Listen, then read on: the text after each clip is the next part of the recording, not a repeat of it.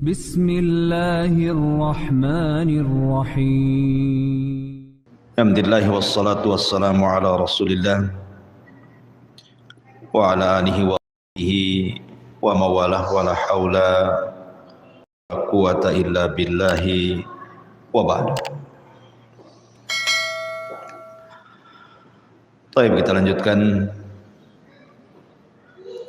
kajian kita, masih membahas sirah nabawi,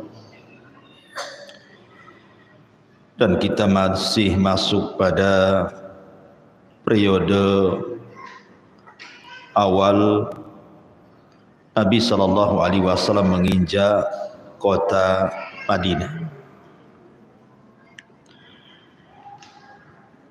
Malam ini kita akan membahas dua tema. Pertama, sedikit sejarah tentang Ashabu Suffah. Kemudian yang kedua, disyariatkannya adzan. Karena ini terjadi di tahun yang sama, tahun pertama Hijriah.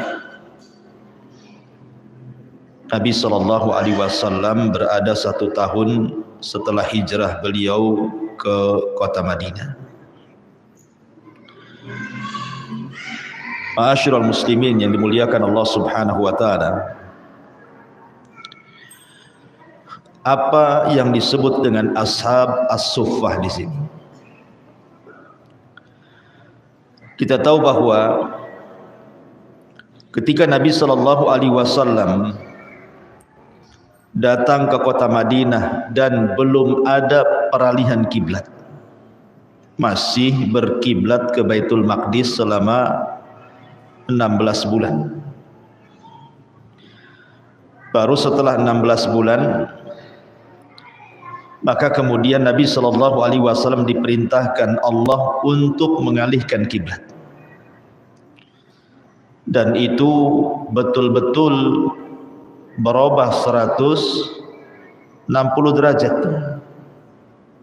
Jadi kalau saya analogikan di masjid ini, ketika kiblat kita berada di Baitul Maqdis, maka kita sholat sebelah sana. Tiba-tiba kemudian setelah kiblatnya diarahkan ke Ka'bah ke sana, otomatis yang tadinya biasa manusia safnya sebelah sana, akhirnya berpindah ke sini semua. Jadi sebelah sana jadi belakangnya. Lah belakang Masjid Nabi SAW yang dulunya tempat solat waktu mengarah ke Baitul Maqdis, oleh Nabi SAW dibuat atap, tetapi tanpa dinding. Dan atap itu diistilahkan dengan suffah. Jadi suffah itu artinya sebuah tempat yang hanya ada atapnya tetapi tidak ada dinding kiri kanannya.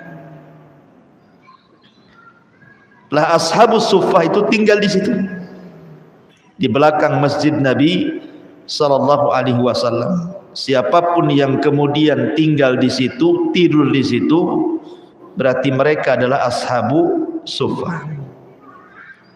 Dan mereka sudah terbiasa dengan kefakiran, kesabaran, zuhud, qanaah, dan begitu seterusnya.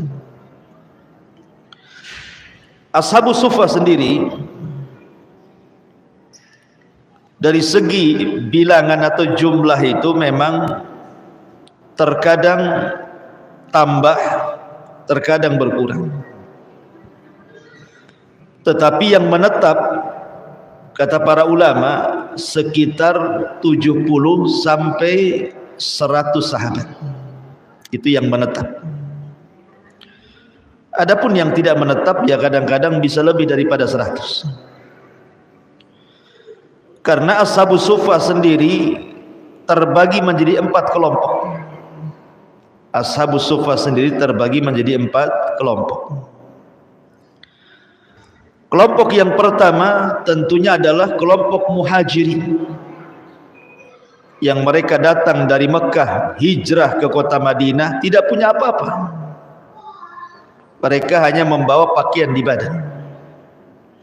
Mereka tidak punya tempat tinggal, dan sebelum mereka kemudian dipersaudarakan oleh Rasul dengan orang-orang Ansar, maka sementara waktu mereka tinggal di Sufah. Makanya mereka disebut Ashabu Sufah. Ini kelompok yang pertama. Kelompok yang kedua, Ashabus Sufah itu terkadang mereka adalah wufud. Wufud itu artinya orang-orang utusan kabilah yang datang ke kota Madinah untuk masuk Islam. Maka sementara mereka tinggal di kota Madinah, mereka bergabung di tempat Ashabus Sufah sebagai penginapannya. Ini kelompok yang kedua. Kelompok yang ketiga adalah orang-orang yang ziarah ke kota Madinah mencari pekerjaan. Mereka tidak punya saudara, tidak punya kerabat, tidak ada yang dikenal, maka mereka gabung dengan Ashabus Sufah. Dan kelompok yang terakhir ini kelompok yang paling aneh. Mereka orang-orang kaya yang ada di kota Madinah, tapi mereka tidak mau tinggal di rumah mereka. Mereka gabung dengan Ashabus Sufah untuk belajar kesabaran, belajar zuhud, belajar kefakiran, padahal mereka kaya. Seperti Ka'ab ibn Malik, kemudian Al-Harithah, kemudian Handalah Ghasilul Malaikah, dan banyak orang-orang kaya tapi tinggal di Sufah hanya untuk belajar kefakiran, kesabaran, zuhud, qanaah, dan begitu seterusnya. Itulah kelompok-kelompok yang disebut dengan Ashabus Sufah. Dan Ashabus Sufah sendiri, ikhwan, adalah orang-orang yang paling dekat dengan Nabi SAW, karena mereka sendiri ditarbiyah langsung oleh Nabi. Jadi Nabi SAW itu kalau memberikan kajian, arahan, wejangan kepada para sahabat, maka murid-murid tetap Nabi SAW adalah Ashabus Sufah.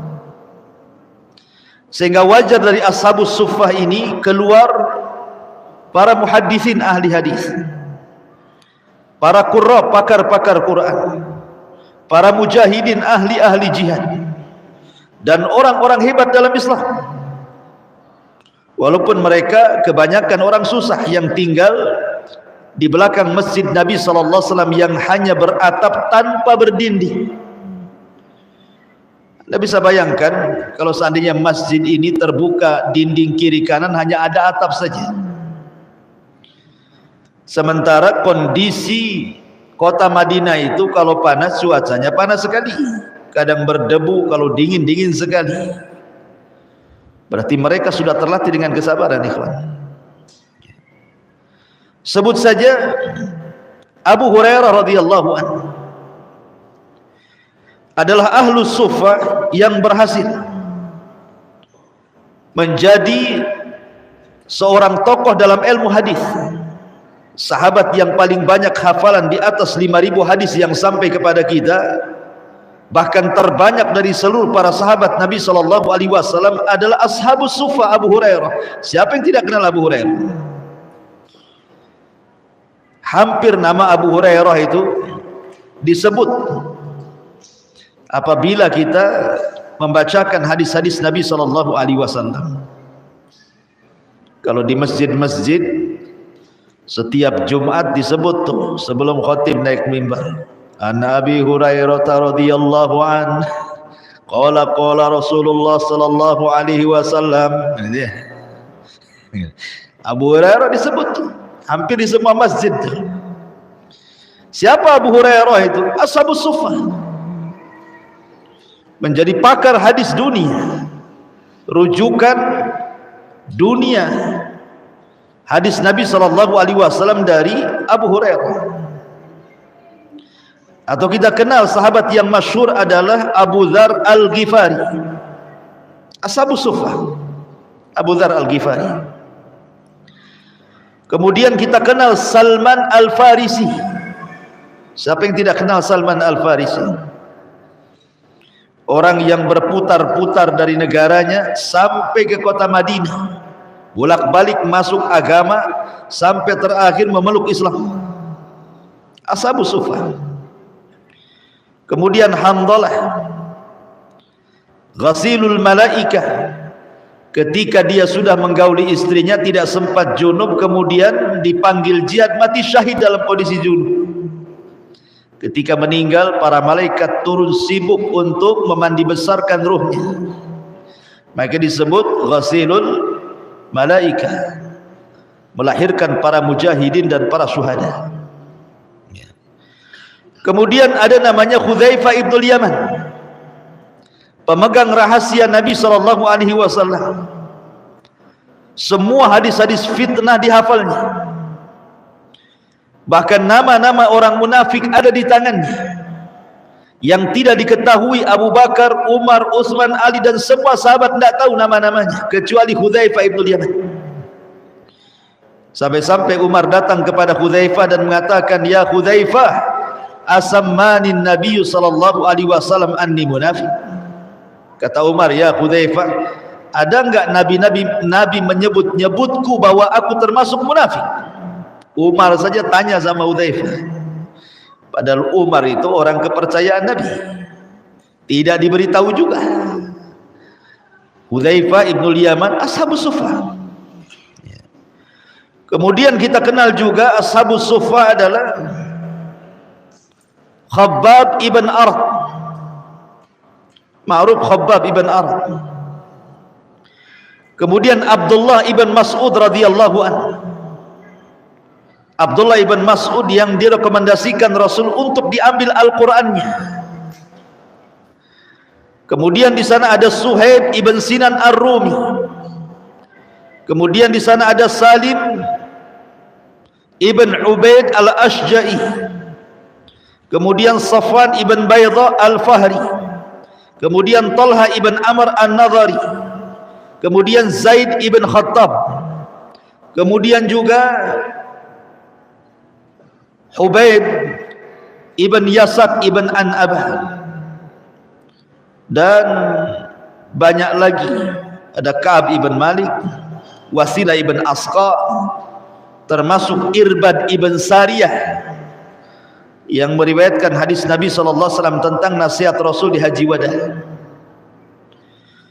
Jadi kesimpulannya Ashabus Suffah ini keluar dari mereka walaupun mereka para orang-orang fakir, orang-orang miskin yang hidup sekedarnya dan seadanya. Tetapi dari Ashabus Suffah ini saya katakan keluar para mujahidin, keluar ahli qurra, pakar-pakar Quran, keluar para muhaddisin, ahli-ahli hadis, dan begitu seterusnya. Ma'asyiral muslimin yang dimuliakan Allah Azza wa Jalla. Dan kebanyakan Ashabus Suffah itu makanannya setiap harinya hanya makan tamar.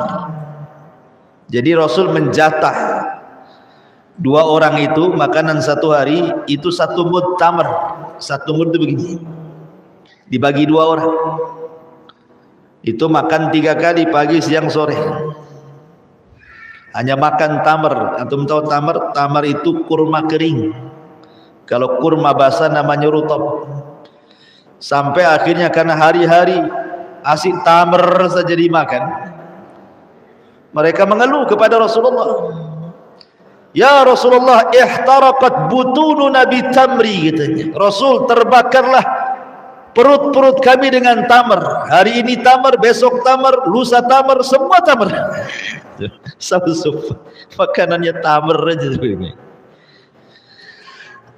Coba. Sampai mereka mengatakan ihtaraqat butununa, sampai perut kami terbakar gitu, gara-gara tamar setiap hari dimakan. Tapi Nabi SAW yusabbiruhum, hanya bisa menasihati yang sabar, yang sabar. Terkadang Nabi SAW memberikan makanan kemudian meminta uzur. Kata Rasulullah, "Inilah makanan yang saya makan dan yang kalian makan." Apa yang saya makan itulah yang kalian makan.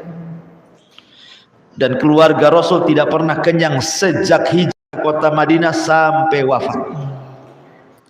Ya. Jadi memang luar biasa Ashabus Suffah ini. Sampai ada cerita Abu Hurairah radhiyallahu an 3 hari enggak makan. Hampir pingsan Abu Hurairah. Sampai diganjel batu di perutnya. Kalau orang dulu untuk menahan lapar itu caranya meletakkan batu di perut kemudian diikat supaya terdorong ke dalam. Jadi ngurangi rasa lapar. Kalau nggak percaya, buatlah kayak gitu antum kalau lapar. Jadi Abu Hurairah ini ingat, Ashabus Suffah walaupun fuqara, mereka masakin gitu ya. Tapi mereka anti minta-minta. Mereka tidak pernah meminta-minta. Mereka lebih baik tahan di atas lapar dibandingkan minta-minta. Tetapi Abu Hurairah karena sudah 3 hari enggak makan, ikhwan. Antum saja 1 hari tak makan sudah bergetar. Udah merinding kan itu ya. Udah mau pingsan aja jalan. Ini 3 hari tak makan. Jadi Abu Hurairah radhiyallahu anhu itu karena dia tidak pernah meminta-minta, tapi dia juga harus makan masalahnya, kalau tidak bisa mati. Jadi dia berpura-puralah selesai sholat dia keluar masjid duluan, kemudian berdiri di pintu masjid. Apabila datang Abu Bakar Siddiq keluar dari masjid, Abu Hurairah pura-pura tanya soal ayat. Apa tafsirnya, apa maknanya? Padahal Abu Hurairah sudah tahu tuh ayat itu, makna dan tafsirnya. Tapi pura-pura tanya saja. Mudah-mudahan Abu Bakar melihat kondisi dia sedang lapar, paham, diajak makanlah di rumahnya, gitu maksudnya. Ketika ketemu Abu Bakar, Abu Hurairah bertanya soal ayat, dijawab sama Abu Bakar. Abu Bakar langsung pergi, gak paham dia. Habis itu datang Umar, ditanya lagi maksudnya, biar Umar ngajak dia makan ke rumahnya. Umar pun tak paham. Langsung pergi, kecuali Rasulullah.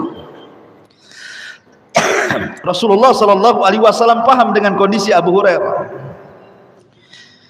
Ketika Rasul melihat kondisi Abu Hurairah sudah lunglai, kata Nabi sallallahu alaihi wasallam, "Yo Abu Hurairah, kita ke rumah." Diajaklah Rasul Abu Hurairah oleh Rasul ke rumah. Sesampainya di rumah, Nabi SAW bertanya kepada Ummul Mukminin Aisyah radhiyallahu anha, hal indaki ta'amun? Apakah ada makanan yang bisa dimakan? Maka Ummul Mukminin Aisyah radhiyallahu anha kata, kebetulan baru saja ada yang menghadiahkan laban, air susu, 1 bejana, mungkin 1 mangkok gitu ya. Ada orang yang baru datang ngasih hadiah. Abu Hurairah sudah kepikiran tuh, wah hari ini bisa minum susu segar dan cukup untuk dia dan Nabi. Tetapi tiba-tiba kemudian Abu Hurairah dikejutkan dengan kata-kata Rasul, ya Abu Hurairah, panggil semua Ashabus Suffah kemari. Bayangkan 1 mangkok susu, 1 mangkok hanya untuk berdua saja. Kata Nabi SAW, panggil Ashabus Suffah kemari. Ashabus Suffah itu saya katakan jumlahnya sekitar 70-100 orang. Air susunya 1 mangkok. Anda bisa bayangkan kan? Gimana stresnya Abu Hurairah? Dia yang lapar, dia pula suruh manggil kawannya juga kan? Ya karena Rasul yang merintahkan, panggillah semua kawan-kawannya. 100 orang numplek di rumah Nabi. Hanya untuk susu 1 bejana. Subhanallah, terjadi mukjizat di sini. Ketika Nabi SAW menyuruh untuk meminum, subhanallah, di mangkok itu air susu tidak habis-habis. Sampai semua Ashabus Suffah kekenyangan itu. Kenyang. Pulang satu-satu kekenyangan. Terakhir Abu Hurairah dengan Nabi SAW. Bayangkan Abu Hurairah yang diajak, dia pula yang terakhir suruh minum. Bagaimana nahan laparnya? Orang minum dia nengok ini ya kan? Kata Nabi SAW, ishrab ya Abahir, minum wahai Abu Hurairah. Diminum. Kata Rasul, ishrab ya Abahir, minum lagi. diminum lagi. Ishrab ya Abahir, minum lagi. Sampai kata Abu Hurairah, sudah tidak ada tempat di perutku Rasul, sudah nggak ada tempat lagi di perutku. Baru terakhir Rasul meminumnya. Begitulah kondisi Ashabus Suffah, memprihatinkan. Tetapi sekali lagi, kefakiran dan kemiskinan Ashabus Suffah tidak menjadikan mereka terhalang menjadi orang-orang hebat. Ya wajar, karena yang mentarbiah mereka secara langsung adalah Nabi sallallahu alaihi wasallam. Ashabus Suffah terkenal mereka orang-orang yang saimun ahli puasa, qaimun ahli qiyamul lail, bukaun ahli menangis, dan begitu seterusnya. Itu Ashabus Suffah, kisah Ashabus Suffah. Kemudian kita masuk pada pembahasan kedua tentang sejarah adzan. Semua terjadi di tahun pertama Hijriah, pasca hijrahnya Rasul dari Mekah ke Madinah. Ma'asyiral muslimin yang dimuliakan Allah Azza wa Jalla, ketika disyariatkan salat kepada para sahabat, maka ketika itu belum ada azan, belum ada alamat tanda bagaimana caranya memanggil orang untuk salat. Maka sebagian para sahabat mereka mengira-ngira waktu. Sudah masuk zuhur ini, zuhur. Udah masuk asar, asar gitu. Ngira-ngira waktu. Karena tidak ada panggilan azan masalahnya. Lah ketika itu kemudian para sahabat berkumpul, berdiskusi. Gimana caranya ngundang orang datang ke masjid. Sebagian sahabat mengatakan, gimana kalau kita tiru saja orang Nasrani gitu. Kita pukul saja lonceng. Biar kalau dengar suara lonceng, orang datang ke masjid. Yang lain mengatakan, janganlah kita tiru orang Yahudi saja pakai trompet katanya. Kita tiup saja trompet, kalau ada suara trompet, itu datang waktu sholat. Sebagian sahabat mengatakan, jangan kita tiru seperti orang Majusi, kita letakkan saja api di atas bukit. Kalau udah ada api di atas bukit berarti datang waktu sholat. Dan macam-macam ide-ide para sahabat. Kemudian setelah mereka banyak ide, disampaikanlah ide-ide kepada Rasulullah. Tapi semua ditolak oleh Rasul. Tidak ada yang diterima ide-idenya itu. Sampai suatu malam, Abdullah ibn Zaid al-Ansari radhiyallahu an bermimpi. Abdullah ibn Zaid al-Ansari ini bermimpi. Dalam mimpinya dia sedang memegang lonceng yang biasa ditabuh oleh orang Nasrani. Kemudian dalam mimpinya berjumpa dengan malaikat. Kemudian malaikat yang menjelma manusia ini dalam mimpinya mengatakan kepada Abdullah ibn Zaid al-Ansari, maukah ku bertanya, itu lonceng untuk apa? Kenapa kau bawa lonceng? Maka Abdullah ibn Zaid mengatakan, untuk memanggil manusia supaya datang untuk sholat. Kata malaikat ini mengatakan, aku utusan Allah, mau enggak aku berikan sesuatu yang jauh lebih baik dibandingkan lonceng yang kau bawa. Kemudian diajarkan lafaz adzan dan lafaz qomat. Ya. Diajarkan lafaz-lafaz adzan yang kita ma'ruf hari ini orang adzan, dan juga lafaz qomat. Cuman bedanya kalau adzan diulang 2 kali. Kalau qomat itu cuma 1 kali saja kan. Kalau adzan ditartilkan, kalau qomat dicepatkan. Kalau adzan kan 2 kali kan. Asyhadu an la ilaha illallah, asyhadu an la ilaha illallah. Kalau qomat 1 kali saja, asyhadu an la ilaha illallah wa asyhadu anna muhammadar rasulullah, kan gitu. Ya. Apa bedanya? Kenapa yang 1 2 kali, yang 1 1 kali? Karena adzan itu memanggil orang jauh, sehingga harus diulang. Karena di zaman itu belum ada toah, orang azan naik ke atas, sehingga diulang kalimatnya dan ditartilkan, tidak cepat-cepat. Tapi kalau qomat itu untuk orang yang di dalam masjid, makanya 1 kali saja cukup, tidak perlu diulang-ulang. Ya. Jadi terbangunlah Abdullah ibn Zaid ini radhiyallahu anhu, kemudian menghabarkan mimpinya kepada Rasul. Takjub Rasul dengan mimpinya Abdullah ibn Zaid dan langsung setuju. Dipanggillah Bilal dan mengatakan, ya Bilal, belajarlah lafaz adzan dan qomat dari Abdullah ibn Zaid dan jadilah kau muadzin karena suaramu paling lantang dan indah, kata Rasul. Maka Bilal pun belajar lafaz-lafaz adzan dan qomat dari Abdullah ibn Zaid al-Ansari. Ketika Bilal adzan, Umar dengar. Umar bin Khattab dengar. Langsung dia bergegas keluar dari rumahnya, mendatangi Nabi SAW dan mengatakan, ya Rasulullah, sungguh lafaz azan yang dikumandangkan Bilal persis seperti yang aku mimpikan. Berarti yang mimpi itu dua orang, tapi yang menghabarkan pertama kali kepada Rasul adalah Abdullah ibn Zaid. Umar ini memperkuat saja karena mimpinya sama. Diajarkan lafaz adzan dan qomat sebagaimana Abdullah ibn Zaid juga diajarkan lafaz adzan dan qomat. Diperkuat dengan mimpinya Umar juga Ibn Khattab radhiyallahu anhu. Maka Rasul makin tenang. Maka sejak itulah kemudian azan dikumandangkan untuk memanggil orang datang ke masjid. Ma'asyiral muslimin yang dimuliakan Allah Azza wa Jalla. Pertanyaannya, kenapa ketika sahabat memberikan ide untuk memasang lonceng, memasang trompet, menyalakan api di bukit, Rasul menolaknya? Karena Nabi SAW tidak hendak menyerupai orang-orang kafir. Rasul tidak mau tasyabuh dengan orang kafir. Kalau dia pakai lonceng, Nasrani sudah lonceng. Pakai trompet, Yahudi pakai trompet. Api, Majusi pakai api, kan itu. Rasul tidak mau tasyabuh dengan orang kafir. Ya.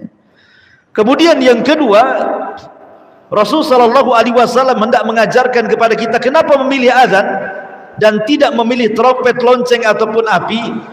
Rasul ingin memanggil salat itu ada makna ruh di dalamnya, ada panggilan ruh. Kalau suara trompet, apa panggilan ruhnya? Nggak ada ruh di dalamnya.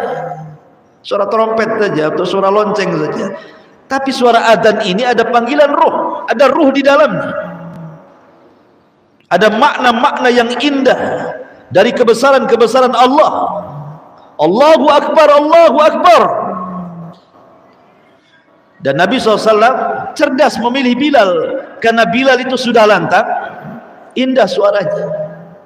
Makanya disyariatkan yang adzan itu kalau bisa yang lantang dan indah suaranya.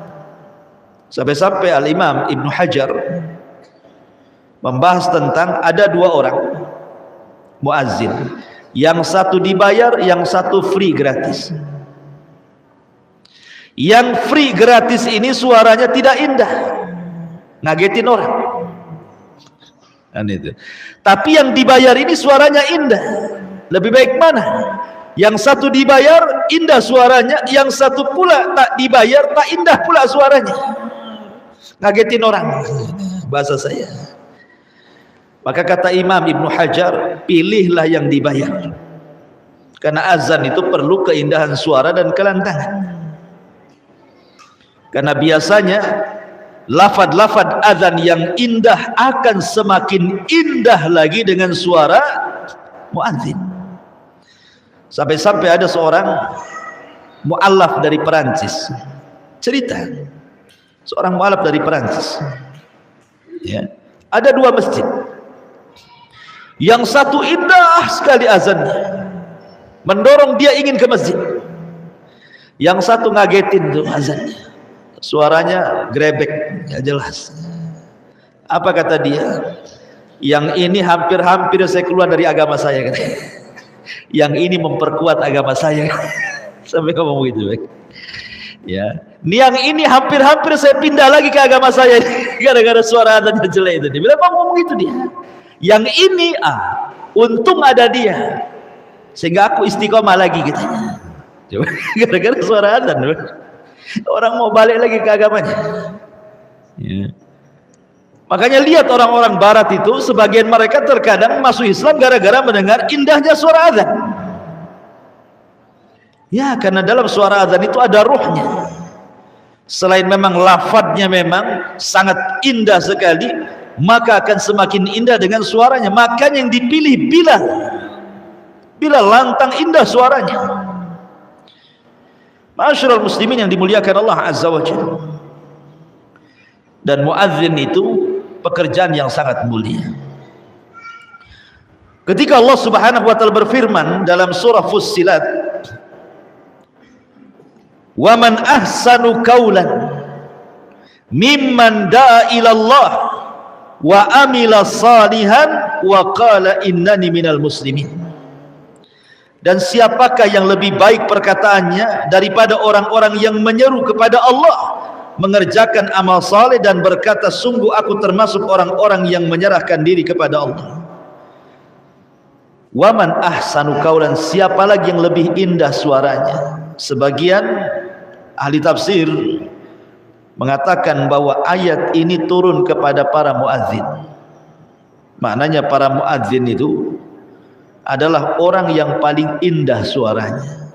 Waman ahsanu qaulan mimman da'a ilallah. Siapa lagi yang lebih indah suaranya dibandingkan mereka para muadzin?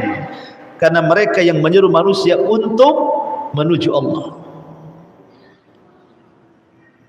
Sekarang timbul pertanyaan, boleh enggak azan itu sebenarnya panggilan supaya orang datang sholat gitu ya? Apakah hanya semata-mata panggilan supaya orang datang sholat ke masjid, atau ada rahasia di balik itu? Kalau memang semata-mata panggilan, berarti kita boleh menggunakan kaset, tidak perlu pakai orang, kan intinya manggil orang, kan sama saja lafadznya, sama saja. Bahkan kalau kaset itu kita bisa memilih suara-suara yang bagus gitu ya. Kalau dalam qiraah itu mungkin bisa pakai suara Syekh Surem gitu ya, jangan saya serem gitu. Jadi kalau muadzin itu kita cari yang bagus gitu ya, langsung aja kita setel ya pakai YouTube, langsung mic-nya depan YouTube ya. Mungkin terperanjat semua, indah sekali suaranya. Rupanya tengok ke masjid, mana orangnya? Tak ada pula. Orangnya di toilet yang azan, handphonenya. Apakah semata-mata memanggil sholat? Kalau manggil sholat kan pakai kaset bisa aja kan begitu, kalau itu tujuannya. Rupanya para ulama membahas bahwa tidak boleh azan itu menggunakan kaset. Apa alasannya? Satu, syarat muadzin itu ada 3. Satu, dia seorang muslim. 2, dia zakar seorang laki-laki, dan dia akil, tidak mesti balik, dia akil berakal. Walaupun belum balik nggak apa-apa, yang penting sudah berakal. Muslim, berakal, dan dia apa namanya? Laki-laki, tidak boleh perempuan. Apakah 3 sifat ini ada pada kaset? Tidak ada. Ya, kita katakan kaset muslim, kaset berakal, kaset laki-laki, tidak bisa. 3 sifat ini tidak mungkin lengket ke kaset. Ini satu. Yang kedua, azan itu ibadah badan, bukan ibadah kaset, bukan ibadah suara, dia ibadah badan. Sehingga harus ada badannya yang azan itu ya. Kemudian yang ketiga, kalau memang azan itu boleh dengan kaset, maka ini akan membuka tala'ub fiddin, main-main dalam agama ya. Kalau azan boleh pakai kaset, nanti khutbah Jumat pakai YouTube juga. Ini khotibnya belum ada, belum datang, nggak apa-apa, banyak itu YouTube-nya Abu Mairah, setel aja. Nah, nanti boleh kemana-mana, membuka tala'ub namanya, main-main dalam agama kan. Wong azan aja boleh, kenapa khutbah nggak boleh? Nah, jadi gitu nantinya kemana-mana. Makanya nggak bisa pakai kaset, nanti terbuka semua main-main dalam agama ini. Ya. Kemudian yang keempat, azan itu ada adabnya. Ada adabnya orang azan itu. Salah satunya menengok ke arah kiri dan kanan ketika hayya 'alas shalah kan itu. Ya. Hayya 'alas shalah kan nengok ke sana, nengok juga ke sini. Ada adabnya. Ya. Kalau kaset mana tengok-tengok, masuk aja di situ. Ya. Jadi dengan 4 perkara ini ulama mengatakan tidak boleh azan dengan kaset. Harus orang yang azan itu. Ma'asyiral muslimin yang dimuliakan Allah Azza wa Jalla, subhanallah, saya akan bacakan sedikit tentang beberapa riwayat keutamaan seorang muadzin. Pertama, hadis Bara ibn Azib radhiyallahu anhu.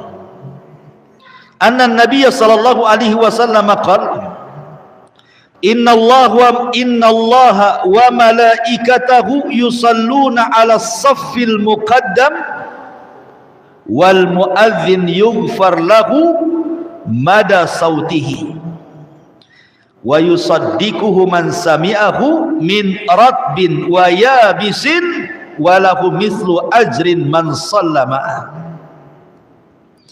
Kata Bara bin Azib radhiyallahu an, Nabi SAW bersabda, sesungguhnya Allah dan para malaikatnya akan bersolawat kepada orang-orang yang berada di saf terdepan dalam solat, dan para muadzin, perhatikan, dan para muadzin akan diampuni dosanya sepanjang suaranya, dan dia akan dibenarkan oleh segala sesuatu yang mendengarkannya, baik benda itu basah, benda itu kering, dan dia akan mendapatkan pahala sebanyak orang yang diajaknya. Kalau dia sholat Jumat, dia muadzin nih, ada berapa saf di situ kan? Ada 3 saf, anggaplah 100 orang. Dia dapat pahala 100 orang yang sholat di situ. Enak. Ya, besok rebutan mic-nya. Gitu. Ya. Tapi tahu diri, yang suaranya grebek janganlah. Ya, yang suara yang bagus-bagus saja lah yang muadzin itu. Nanti orang kapok sholat Jumat di sini. Ya. Ma'asyiral muslimin yang dimuliakan Allah, tapi lihat bagaimana diampuni dosanya sejauh suaranya. Bayangkan, sampai di mana suaranya? Dia akan diampuni sejauh itulah suaranya, dosa-dosanya diampuni. Kemudian juga hadis yang kedua dari Abi Hurairah radhiyallahu anhu, dari Nabi sallallahu alaihi wasallam, "Lau ya'lamun nasu ma fin nida'i was-saffil awal, thumma lam yajidu illa an yastahimu alaihi lastahamu. Walau ya'lamuna ma fi at-tahjiri lastabaku ilaih, walau ya'lamuna ma fil atamati was-subhi la atauhum walau habwan." Kata Nabi SAW, seandainya manusia mengetahui pahala yang akan didapat pada panggilan azan dan saf pertama, kemudian mereka tidak bisa mendapatkannya kecuali dengan undian, maka mereka siap diundi. Mungkin bahasa bebasnya, kalau ada muadzin sudah megang mic, kita datang, saya kasih 100.000 sayang azan, mau enggak? Gitu maksudnya. Kalau muadzin ini tahu pahalanya, oh enggak mau, 100 juta pun enggak mau. Cuman karena tidak tahu pahala, 2.000 pun mau. Ah, sini ambil itu. Karena tidak paham pahalanya. Sudah azan. Ah, pas lah. Iya. Sudah azan, pas pula pembahasan azan. Terlagi mau azan. Taib, ini saja yang bisa sampaikan. Mudah-mudahan ada manfaatnya. Subhanakallahumma bihamdika asyhadu an la ilaha illa anta astaghfiruka wa atubu ilaik. Allahu ta'ala. Assalamualaikum warahmatullahi wabarakatuh.